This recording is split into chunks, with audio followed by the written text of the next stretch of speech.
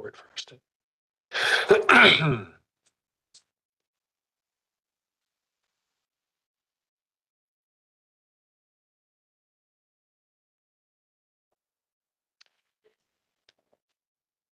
All right, it is 7 o'clock, and I would like to call this special meeting of Kimberley City Council for Monday, April 15th, held here at Kukumanum in the homelands of the Ktunaxa peoples to order. We have a couple of items of business, one item of business and then a presentation.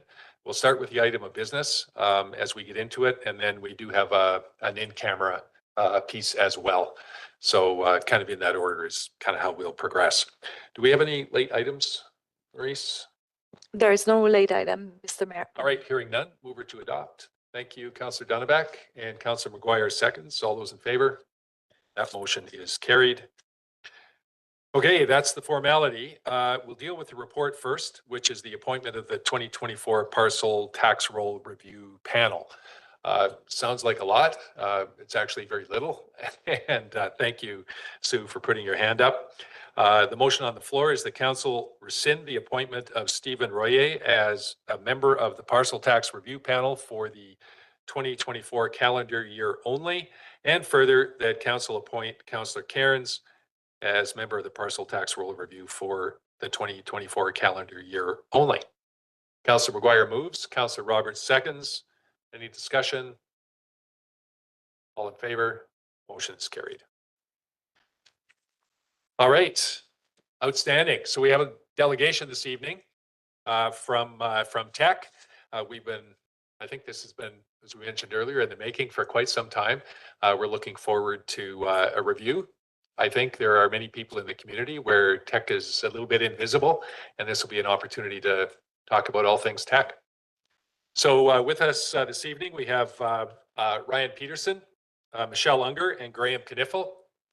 Who's going to lead us off? Mr. Peterson, take it away.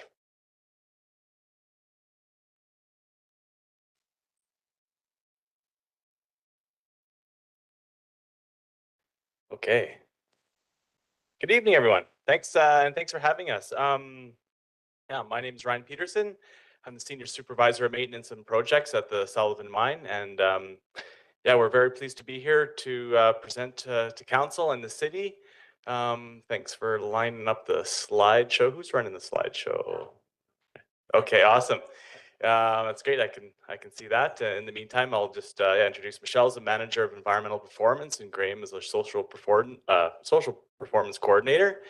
And yes, we wanted to provide some updates. We had this meeting lined up a while ago, so it's a good opportunity to provide some updates, allow a little bit of question and answer time. There we go.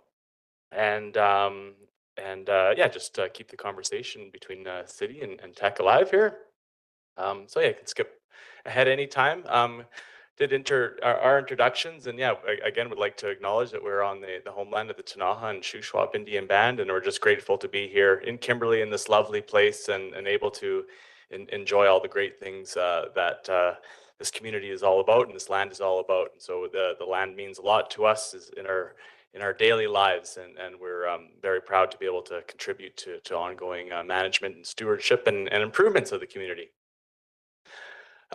Just as far as our agenda here, I'll just give a very brief overview of the Sullivan Mine, some of our post-closure management activities that keep us busy on a day-to-day basis, and some of our community highlights, including reference to an upcoming event that if anyone is interested in learning more about the Sullivan, we are doing all we can to inform the community and whoever's interested in the Sullivan about what's going on a regular basis. So we've got an improved event that we'll talk about in a bit, update on a recent environmental event, and yeah, questions from the crowd.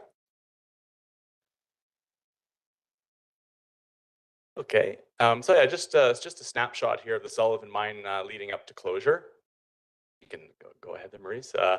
So it ran from 1909 to 2001, the Sullivan Mine ran. So we know there was exploration in the area before that, but yeah, just about a 90-something year history for operations of the Sullivan. Reclamation research began early, back in the 70s. Very proud that the research went into the closure planning for the site and started really early. 1979, our drainage water treatment plant was commissioned, and that was one of its first of its kind in the world.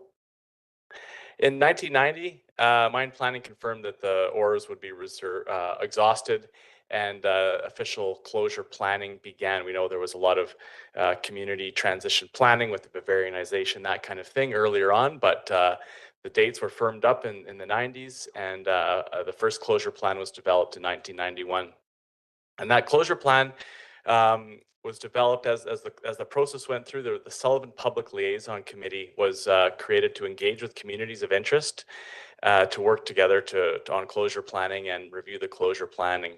And that was originally something that was guided by the Ministry of Energy and Mines, and something that we reestablished a couple of years ago, Teck reestablished a couple of years ago, as that same sort of opportunity to engage with the communities.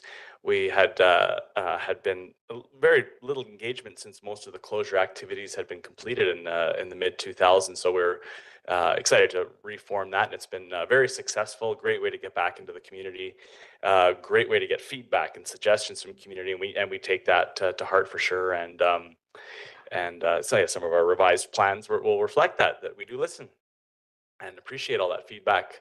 So yeah, Sullivan over its lifetime produced 26 million tons of concentrates, and was one of the largest underground mines in Canada, and closed officially in 2001 and remains under active post-closure management. Now, showing questions at the end or throughout? Does it matter?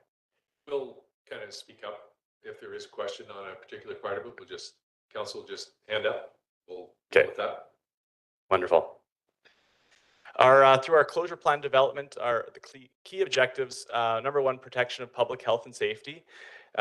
Two, manage acid rock drainage to limit the impacts in downstream aquatic and terrestrial resources. And acid rock drainage is formed from the type of rock that was mined from the Sullivan. It's got a very high sulfide content, and when exposed to oxygen and water, it can form acid rock drainage. So that's a large part of our post-closure management, and we'll talk about water treatment here in a little bit. And to reclaim the surface of the land and water courses for wildlife habitat through that closure process, and maintain the long-term stability of engineered structures. And that includes buildings and our storage facilities. So those are the four key closure objectives that were developed at the time of the closure plan and are incorporated into our ongoing activities. Let's go ahead. Into post-closure management, our key aspects, again, operation and maintenance of our water management and treatment systems.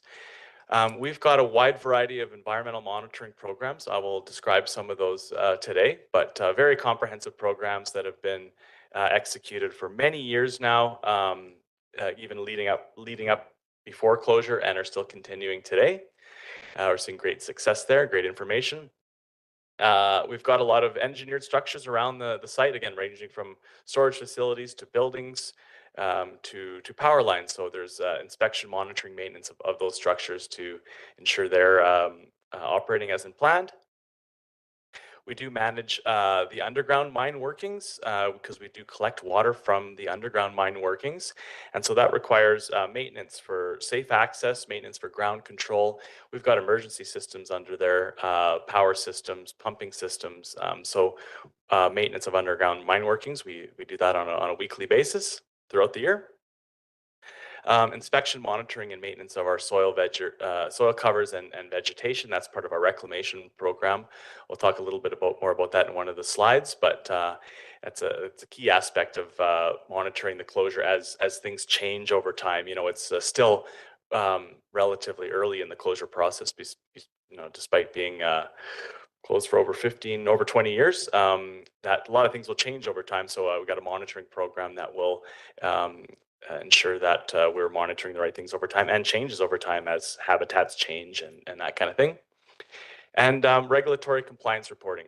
We are governed by Ministry of Environment, Ministry of Energy, Lands, low carbon innovation, and this is under a variety of permits for the activities that we do. So we've got a lot of routine regulatory obligations for reporting updates. We share those with our communities of interest. A lot of it's packaged up in an annual reclamation report that contains a summary and a lot of the activities we do, but we do a number of other reports along the way. We have we're treated like a major metal mine in the regulator's eyes. So we have inspections from health and safety inspections, underground inspections, and mechanical inspections, just like an active mine would. Skip ahead. Our water management, as mentioned, that's our sort of consumes most of our effort. We collect water from the underground workings. As I mentioned, we maintain the water level in the mine about 50 feet below the elevation of our 3700 portal, about 50 feet below the elevation of downtown Kimberley. We have mine water collection in the upper mine and lower mine yard areas and from around our tailings facilities. And these are collected in a variety of seepage collection systems. We've got surveillance of all those systems, of course, 24/7 monitoring with instrumentation and automation and alarms, but we of course check out these key facilities on a daily basis. Our maintenance programs, because of the extent of the infrastructure, we've got comprehensive maintenance programs for this infrastructure, everything from pumps to electrical infrastructure to our instrumentation. So we've got a crew of in addition to our underground mining contractors, we've got a surface contractor crew of about a dozen that are on site Monday to Friday, completing the surface maintenance activities. So lots of other, in addition to the tech employees that manage the sites across Canada, lots of other consultants and contractors support our monitoring and maintenance. We initiated a water opportunities project recently to really dive deep into our water management systems and help identify opportunities for improvements for the long term. As I mentioned, we do spend a lot of our effort on this, and so we do need to manage this water for a very long time. So there's a desire to figure out better ways to do that for the environmental purposes, for sustainable purposes, for cost-effective purposes, and so we're pretty excited that project is going to look at some potential changes outside of our closure plan that we can contemplate for further improvements, and for the benefit of everyone. In the sort of more near-term, short-term improvements that we're looking at includes confined space improvements. So we've got many confined spaces around the site associated with our infrastructure and our water management infrastructure. And of course, there was tragic fatalities in 2006 in a confined space. And our ongoing improvements look to reduce those or eliminate those where we can, reduce exposure where we can, improve the configuration just to make our make maintenance activities easier and reduce that risk. Also, we're looking at enhancing our instrumentation to help us monitor trends, monitor what's happening around the site. So those are some of the sort of short-term things that we're working on. Go ahead, Sandra. Well, let me say I appreciate 100% the commitment that Tech has had to all of this stuff here. But just on a questionable note, what would happen if you guys went away tomorrow and nobody was monitoring anything? If we went away tomorrow, the government would step in. So we've posted financial security for the government that relates to the activities that we complete over a long-term basis, and so they hold that financial security to allow the government to come in with third-party contractors to execute basically what we do. It's good to know. Yeah. Thank you. Hey, Maurice, I think you can skip ahead. That's a good question, Sandra. So water storage and treatment, we do collect all this water. So what do we do with it? We store it in two facilities. One is in our above ground acid rock drainage storage pond, and that's a picture of it up in the upper right of the slides. And in the underground, as I mentioned, The underground provides a large area for storage because it's basically a large underground reservoir. We can keep the upper operating level within that about 50 feet from town, and we pump the mine down to about 100 feet lower than that, and so we manage the water for storage in those locations. We treat that water on an annual basis during two campaigns, at our drainage water treatment plant, and there's a photo of it in the bottom right. This is a high density sludge treatment plant, again, one of its first of its kind in the world. Still works great. And so we essentially treat water that's filled up in the storage locations in the spring through the summer, take a little bit of a break in the summer, and then treat again, pump those facilities down in the fall prior to winter. So last year, 2023, we treated about a million and a half, or so 1.5 million cubic meters, and that would be a low year. You know, we haven't seen much precipitation, drought conditions, unfortunately. We typically can treat between that and a little bit less than that, and up to 3 million cubic meters on an annual basis. Okay. Water that once it's treated, then it goes. Yep. Has Tech ever thought about taking that water and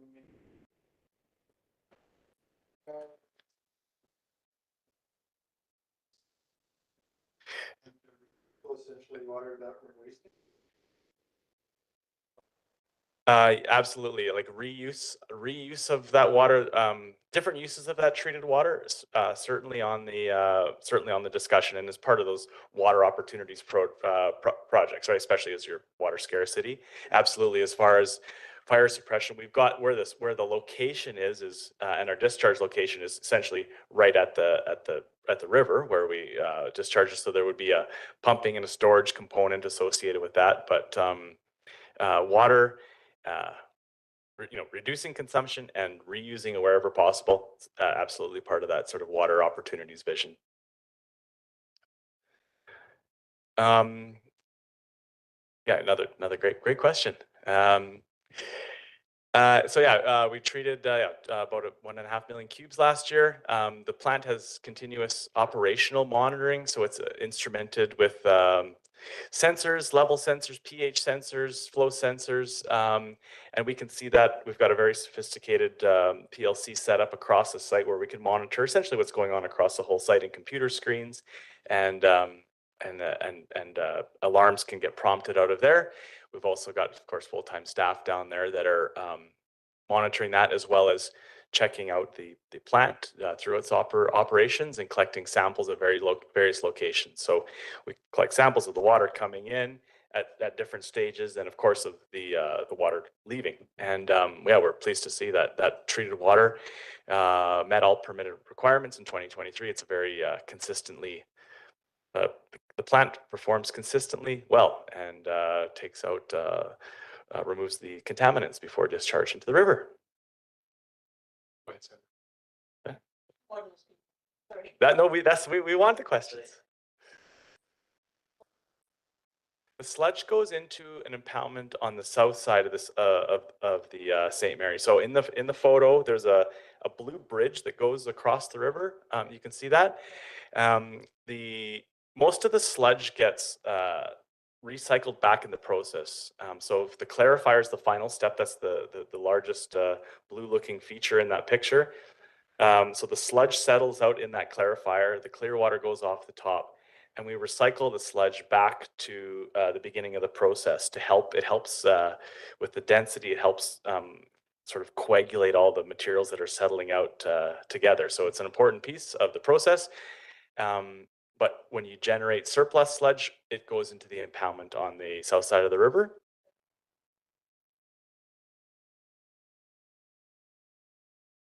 The sludge material, it may have potential future uses. That's another opportunity. Yeah, it's sludge. It's in a permitted disposal location over there. We send it over there once or twice a day. We pump a small amount over there, but again, the future that facility and those materials are on the opportunities on the potential opportunities list for sure. Related to our water monitoring associated with the treatment plant and across the whole site here, our water monitoring programs are extensive and have been ongoing for more than 30 years, even before that, but our comprehensive locations, more than 30 years, we're building up a great data set from the water bodies in around town. So we monitor the water that we collect and that we treat that I just mentioned. We also monitor groundwater, and there's about 80 groundwater wells that are installed in strategic locations around the facilities, and many more that we use for, so those are part of a routine program, and many more that we use for specific investigations if we're looking at a potential improvement in one area, or if something is prompted by our monitoring network, we need to dive in a bit deeper. There's additional wells that we sample for that. These are completed by local consultants for the most part, and interpreted and results presented in our annual reclamation reports. Along the same lines as receiving water, that'd be surface water, and that includes about 15 routine locations in Mark Creek, Lois Creek, Luke Creek, and St. Mary River, and up and downstream of the mining influences. So those are some of the locations that date back to early 1990s for sample collection. And so we're able to see through that long history some major improvements with in water quality, and we're continuing to see those with some of the new interception systems that we've installed, and with our original source control activities, the cover systems that were put in place in closure. We're pleased to see improvements in our source areas, but also in the receiving environments and in groundwater. The recent work down around the hairpin for some of those interception trenches have just produced some amazing results in water quality improvements. We can move on to the next. Reclamation monitoring and RMP. RMP stands for risk management plan. So I'll just jump to the second bullet there. Through the closure process, the monitoring needs were outlined in a risk management plan, and so we've got certain conditions that we expect, certain conditions we've seen, certain trends that we expect would continue, and so our risk management plan is a document that guides us for those monitoring activities to ensure that assumptions that were made during other assessments remain true, that we can sort of validate those conclusions, validate those assumptions. And so our risk management plan includes monitoring for things from soil to benthic invertebrates to groundwater and to vegetation, which is the big part. We've got a huge area that has been reclaimed and revegetated. And so there's monitoring that occurs across those reclaimed areas to ensure that we collect vegetation samples and samples of soil, to ensure that the conditions are as were expected, the covers are performing as designed. And it's operating on a 10-year cycle where we sort of overlap different areas over this 10-year cycle, and because to do the whole site at once wouldn't really make much sense, especially given the sort of slow changes over time. So it's about a 10-year cycle that rotates around our monitoring program, and that's done by local consultants and some of our own internal experts. And so, yeah, the results from that program used for monitoring the performance of our reclamation, what kind of vegetation has come back, the diversity of that, the nutrients in that, and also for incorporating into biological monitoring programs. So at the time of closure, we're making assumptions of certain types of critters being here. As vegetation gets reestablished, forests start to grow, we're going to get different types of animals moving in and out of these areas. And so part of these programs help monitor those so we can ensure that if we need to be protective of species X, that we at least know it's there. And also Go ahead, Woody. ties into our sort of ecological risk assessment programs, which package that all together with our terrestrial and aquatic programs and form the monitoring. Yeah, just a question about reclamation. Is there a point at which these lands become available for other uses other than just constant monitoring? Like, is there a exit strategy for some of this land? And kind of like what kind of horizon is as that? Is that like 10 years, 20 years, 100 years?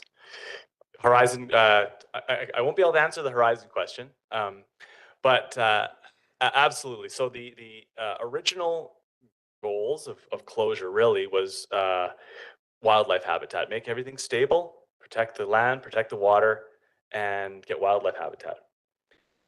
However, we know that there are potentially great land opportunities out there within the mine site. And so similar to our water opportunities, there's sort of land use and closure opportunities that are also being looked at. You know, we're diving deep into that, and excited to hear what the city, what the community is interested in as far as those potential opportunities.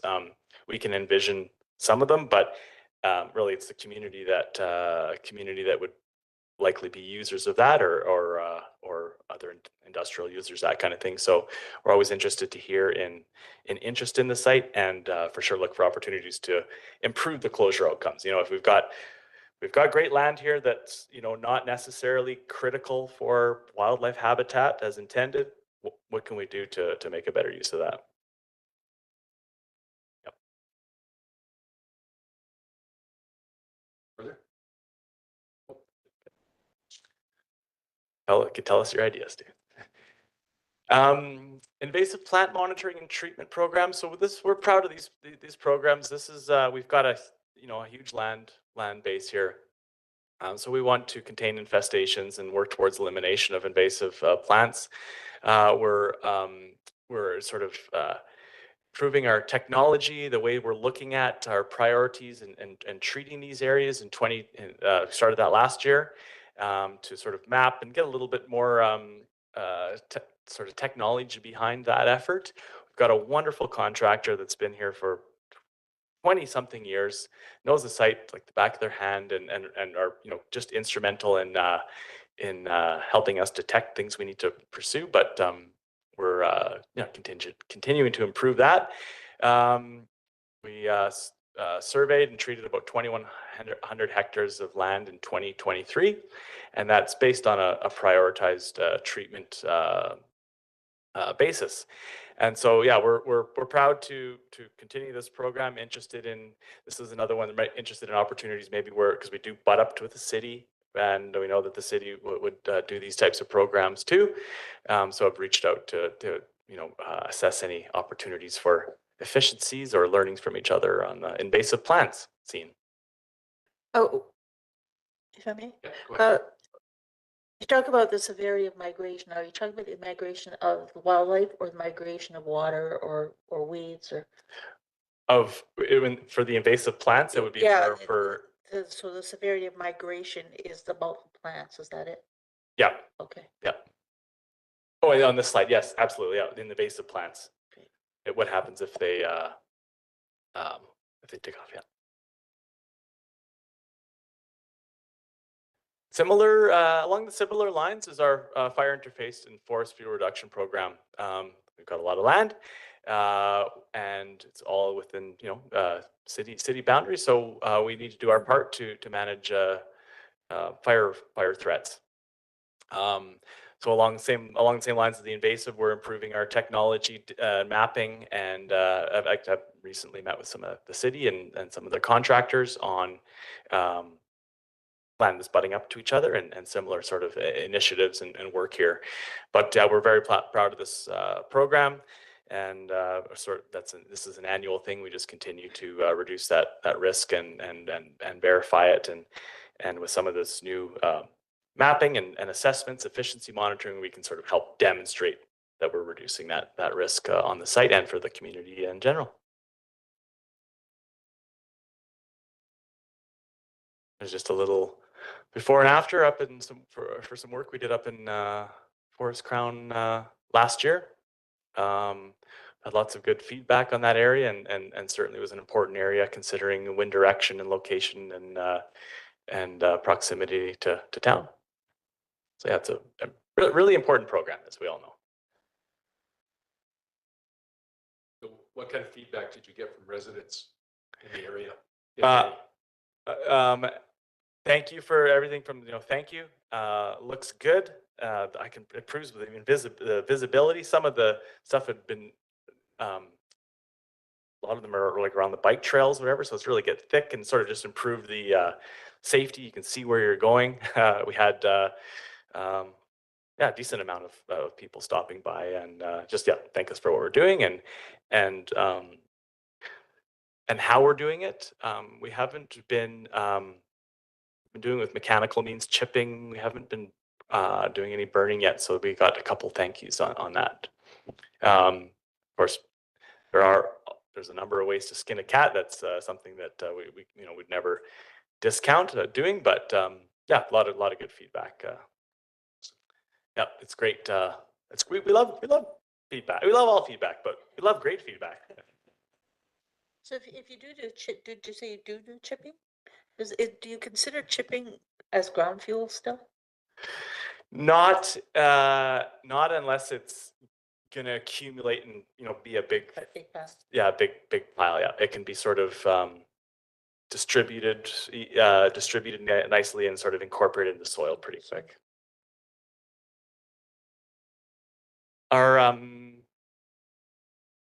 our environmental management area. So I think when one of the last times we were we met here, we were talking about our environmental management area. This is for the area where offsite groundwater migration has occurred, and where we provided notice of offsite migration in 2020.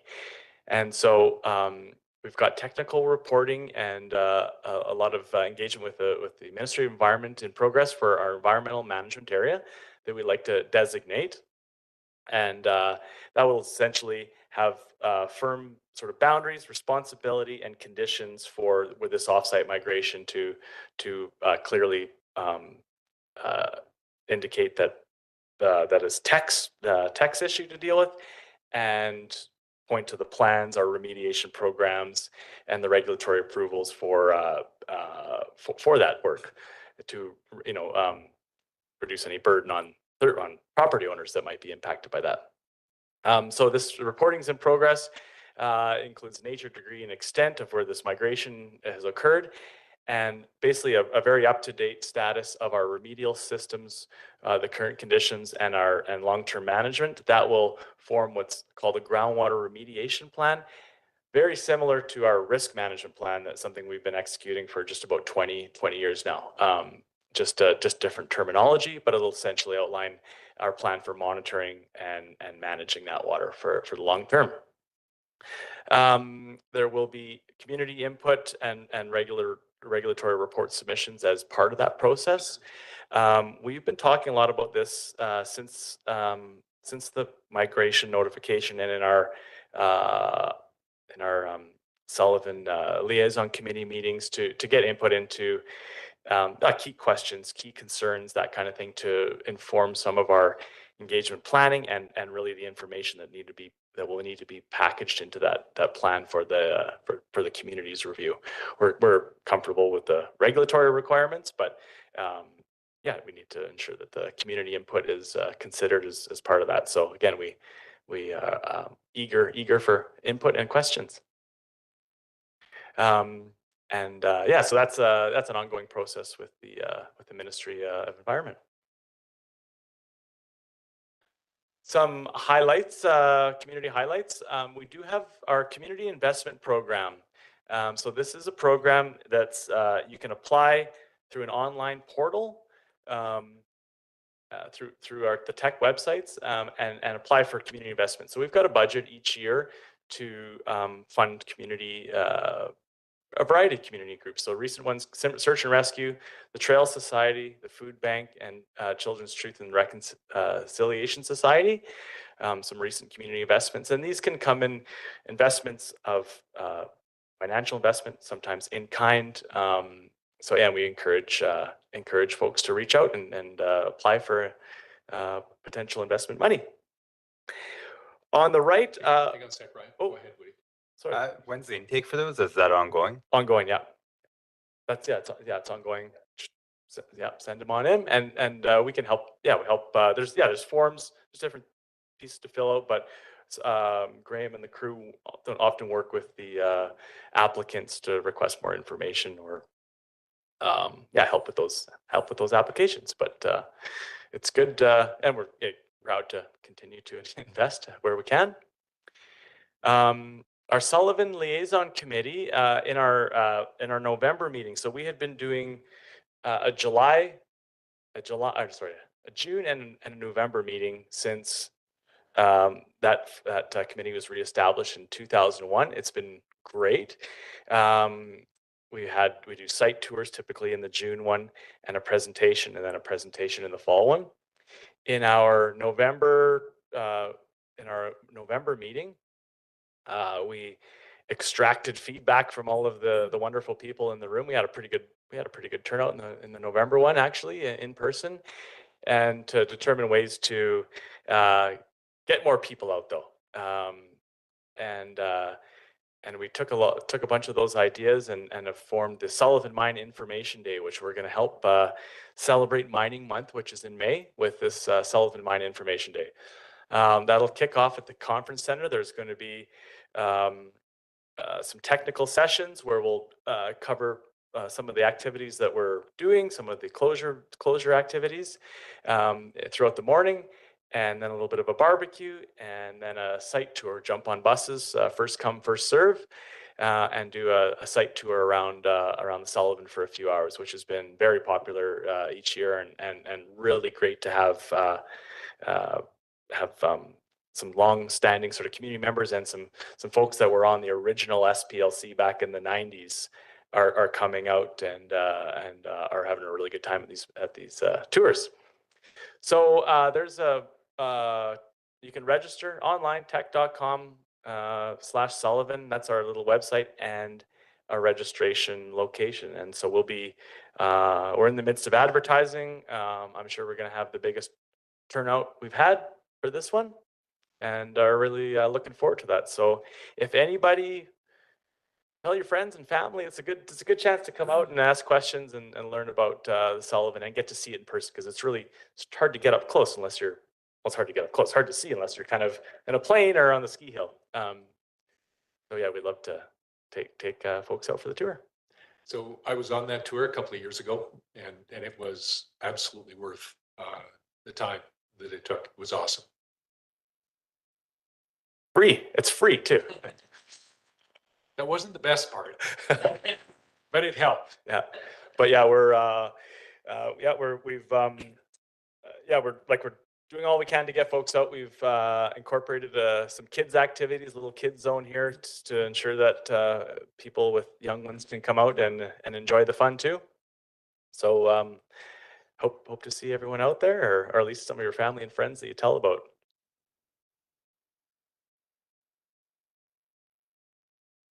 So just one more question on that. So we talk about the bus tour, kind of the physical transportation. So what are kind of the average numbers when you say first come, first serve? How many people are we talking? What's capacity? Or I think last year we had 20. 29. Yeah, we'll have a couple more spots. just to put in context, first come, first serve. Register online. Yeah. Hey, if we get a ton of registration though, and if we're sold out, you know what we'll be thinking about, a different time, a different slot, another bus. Because yeah, we do, if people are, we've been able to manage, we haven't had to turn anyone away. And of course, we wouldn't want to do that, but so yeah, so if we get a lot of interest, there might be another round. Register early. Register early. Early bird gets worm. Okay, now I'll give you an update on a recent environmental event that we had. And so during our startup of our treatment campaign this year, we had a release of mine-affected water from a pipeline on our property in Marysville, and a portion of that, unfortunately, was released into the St. Mary River. Fortunately, our instrumentation, we had alarms right away. Everything was isolated. We are able to identify the problem right away and stop any further release. But the process does require a large regulatory notification process for the BC Ministry of Environment, a variety of other regulators, and prompted detailed spill investigation. And we're still monitoring that. it prompted planning, environmental monitoring, and engineering for the remediation and repair needed to get that system back up and going. And that was all initiated immediately and is currently ongoing. You can just skip to the next slide. Fortunately, we've conducted water quality monitoring, and this is within hours of the incident occurring, and then routinely since then. And so initial water quality results from that monitoring identified increase in a localized area immediately adjacent to where the release occurred, south of Marysville. But gladly follow-up monitoring have confirmed that concentrations are reduced back to historical ranges. And so it's a short duration in a localized area. The repair work is ongoing right now, slated to be completed April 19th or maybe shortly into the week after. And we are essentially upgrading a section of pipe with tie-in points to our existing location. And so as we're doing that, we can improve the quality of the pipe. And we're actually, through that process, I mentioned earlier, we're trying to improve confined spaces. We're able to greatly improve the access to one of the confined spaces and eliminate another. So we'll incorporate that into the upgrade, and it should be, it's almost complete.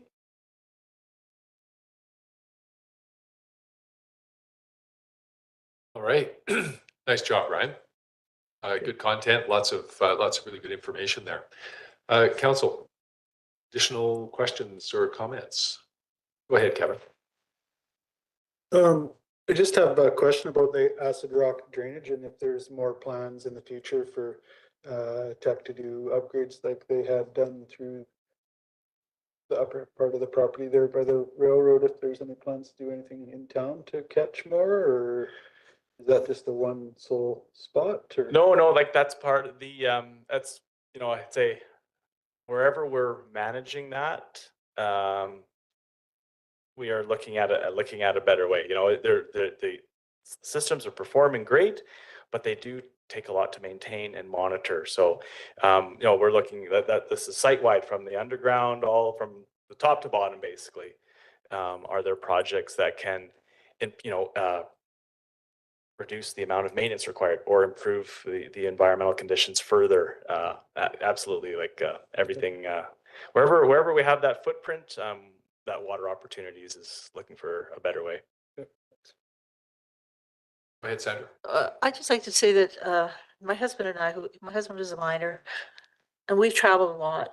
We've seen some absolutely horrific situations, and we are extremely fortunate that Teck has taken this setting as an opportunity to actually develop things that are world recognized. They're new things, they're new ideas, except for the elk eating all the little fir trees. The rest of it's going really well. And it's amazing that we are being a part of that and that they are literally a beacon in the world of mining. And I applaud you for keeping that going and keeping that up, and we're ever thankful because we live here. But it's really great to see the example that's being set. Yeah, thanks a lot for that, Councillor Roberts. And it's one of the reasons that we like working for Teck, and we're proud to work for Teck, and our coworkers are, because they're a great company. Pursue the best way to do things, and we can have our hand on our hearts and say that. So just further to that, I know what he mentioned earlier, he asked a question about Horizon. I'm not sure if this was the same one or not, but when we talk about remediation, do you ever reach a point where it is substantially complete, or kind of what is the plan? Is this a forever thing? Can you make a comment on that? Our current plan is a forever thing. It's management in perpetuity.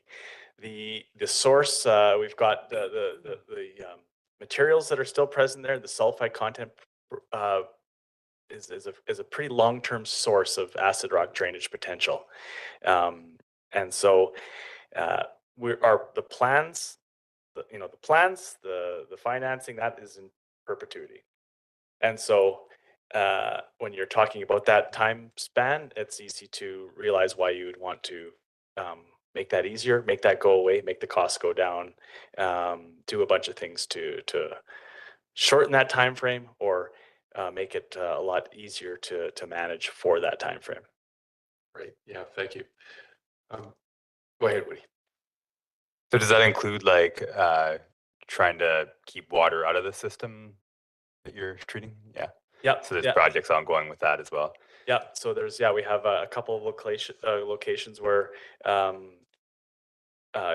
water's diverted from the facilities, and that's some of the opportunities for improvement. Or can you divert more away before it becomes influenced, Contaminated. before you have to deal with it down the road? Yeah, you bet. Another question I had was just on the receiving water end of things. There's a lot more people enjoying the use of our creek in town. So I think a question on a lot of people's minds is probably, is there any concern for, people fishing in there and people swimming in there and kids, really young children, and not just the water that's in the creek itself, but I know that there's some small tributaries that come into that, that come out of culverts and run year round, which indicates to me that it's groundwater. So I'm just curious if that's all monitored and where we're at with that. Absolutely, in the local creeks.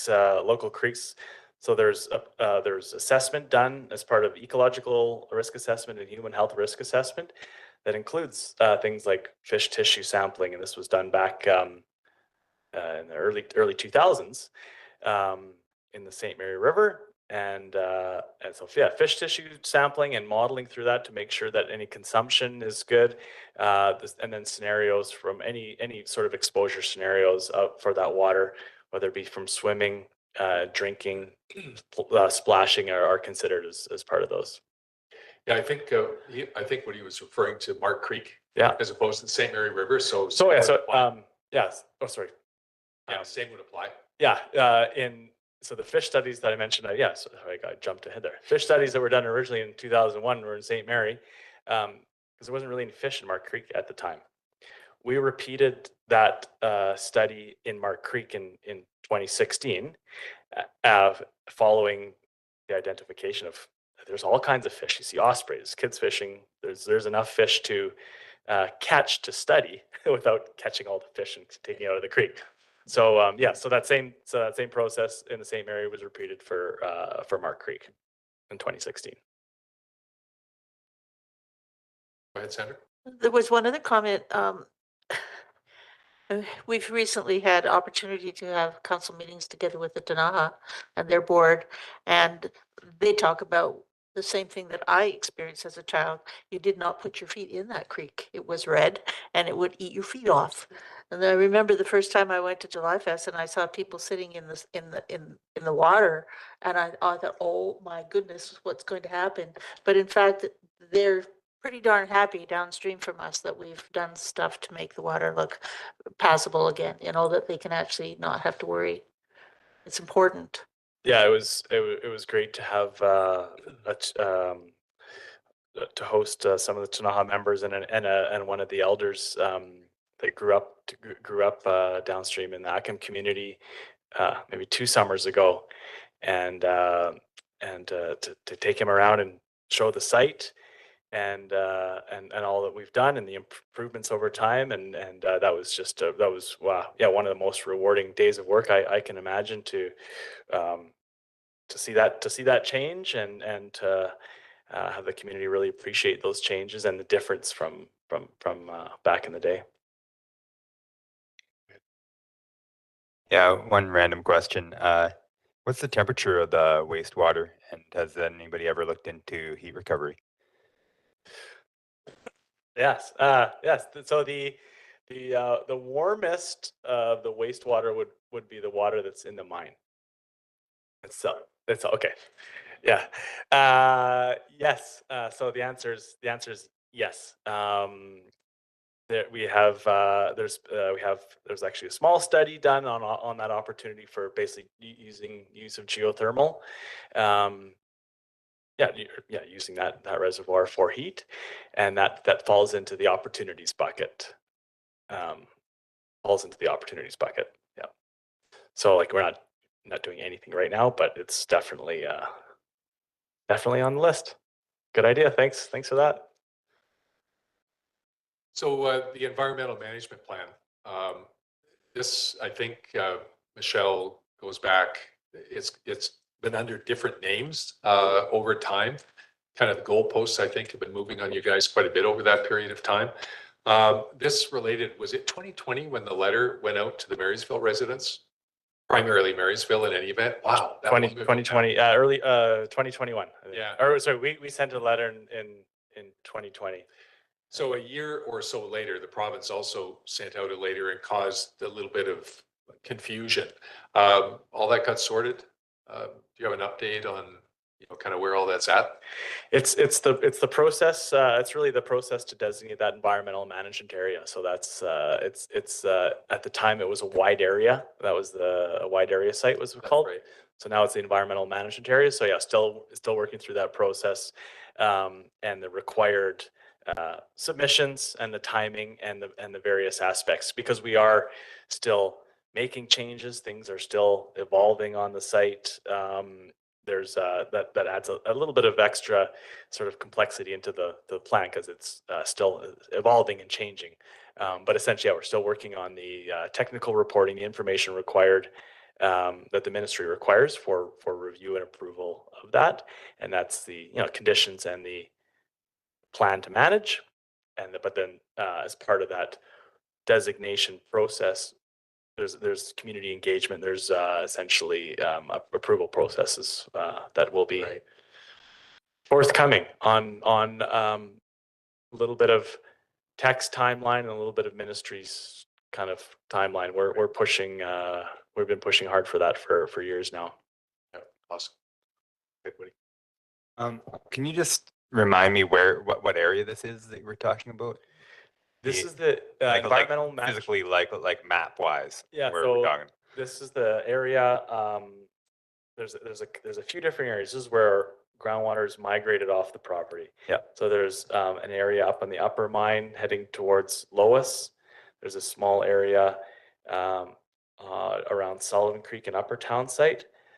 The area downstream from the lower mine yard, where we have some of our interception systems, just down from the hairpin, and then a large area in Marysville, south of the tailings facilities. And is part of that like having the groundwater level in the mine too high or something? Like how is that happening? Oh, that's just from the historic use, like there's waste rock facilities, tailings facilities, and the migration, like prior to any environmental reclamation. controls. Okay, Yeah, like the interception and treatment started in the 70s. Yeah. So it's not got anything to do with how you're intercepting. It's more that it's pre-existing condition that's just showing up now. Yes, I wouldn't say it's just showing up now. Like it had been monitored as part of the closure. It'd been monitored for years, for years. Yeah. This is this process with the ministry. This is the formal notification process to sort of notify and get the responsible parties designated through a provincial process, basically. And that was part of the confusion. It wasn't anything new, but the communication that came up from the ministry made people think that it was all brand new. Yeah. That's something we've been managing for more than 40 years, but Brand new. the tone of the ministry's letter didn't reflect that. Okay, council, last call for questions. All right, hearing none. Thanks so much, Ryan and crew, for the supporting cast for the presentation and all the information and answering the questions tonight. We really appreciate it. Thank you all, and thanks for the great questions and ideas. Okay, so we need a motion to go in camera. Thank you, Councillor Cairns. Councillor Dunneback seconds. All those in favor? The motion is carried. All right, 2 minutes to shut things down.